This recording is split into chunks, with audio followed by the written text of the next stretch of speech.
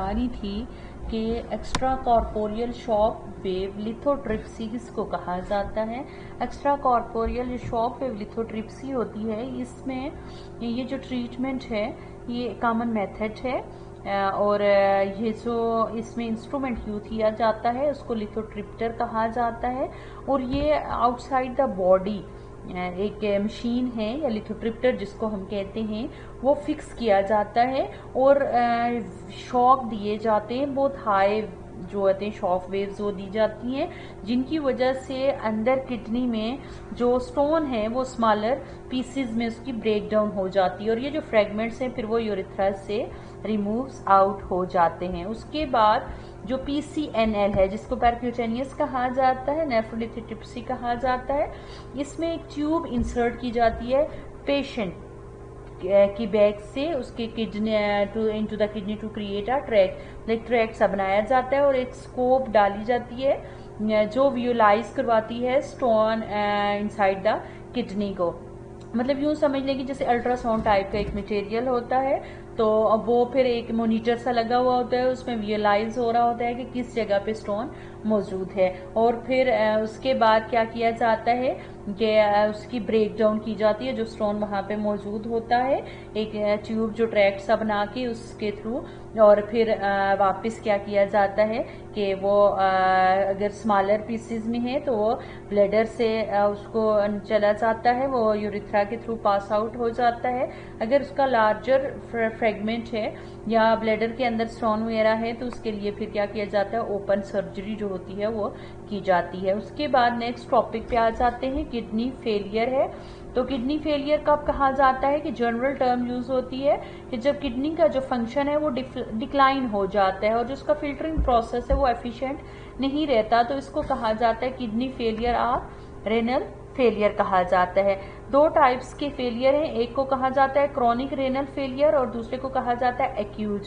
Chronic में क्या होता है कि ये ग्रेजुअल स्लोली प्रोग्रेसिव होता है, मतलब काफी टाइम से कुछ ना कुछ प्रॉब्लम्स हो रहे होते हैं और होते होते तो एकदम से फिर पता चलता है जी किडनी फेलियर हो गए, तो उनको कहा जाता है क्रोनिक। मतलब जो कोई और डिजीजेस भी हैं, कुछ इन्फेक्शन भी हैं, स्लो डाउन चल रहे हैं और अचानक से किडनी फेलियर हो गया।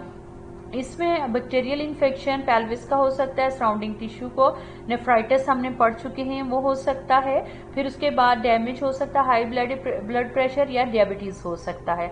उसके बाद आ जाता है एक्यूट रेनल फेलियर आ जाता है।